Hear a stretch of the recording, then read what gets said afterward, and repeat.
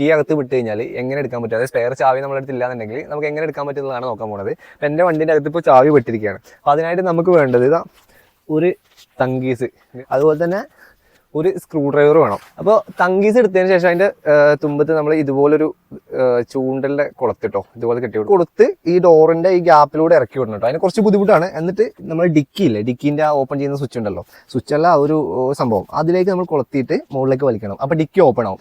അപ്പോൾ ഇങ്ങനെ താഴത്തേക്ക് ഇറങ്ങി പോകുന്നുണ്ട്. ഇത് ഇവിടെ ഇങ്ങനെ ടൈറ്റ് ചെയ്ത് പിടിക്കണം കേട്ടോ, എന്നാലേ ഇത് താഴത്തേക്ക് പോവുള്ളൂ. ഇങ്ങനെ താഴത്തേക്ക് കൊണ്ടുപോകാം. താഴത്ത് എത്തിയിട്ടുണ്ട്.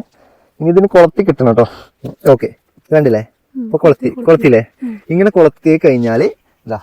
അതിനുശേഷം നമ്മൾ എന്താ ചെയ്യേണ്ടത് വെച്ചാൽ ഇത് നന്നായി ടൈറ്റ് ചെയ്ത് പിടിച്ചിട്ട് ഇത് വലിക്കുക. ഇത് വലിക്കുമ്പോൾ സംഭവിക്കുന്നതാ, ഡിക്കി ഓപ്പൺ ആവും. ഡിക്കി ഓപ്പൺ ആയി കഴിഞ്ഞാൽ നമുക്ക് ഡിക്കിലൂടെ വന്നിട്ട് ഇവിടെ ലോക്ക് ഓപ്പൺ ചെയ്തിട്ട് നമുക്ക് കീ എടുക്കാൻ പറ്റും. ഇങ്ങനെ തുറക്കുക.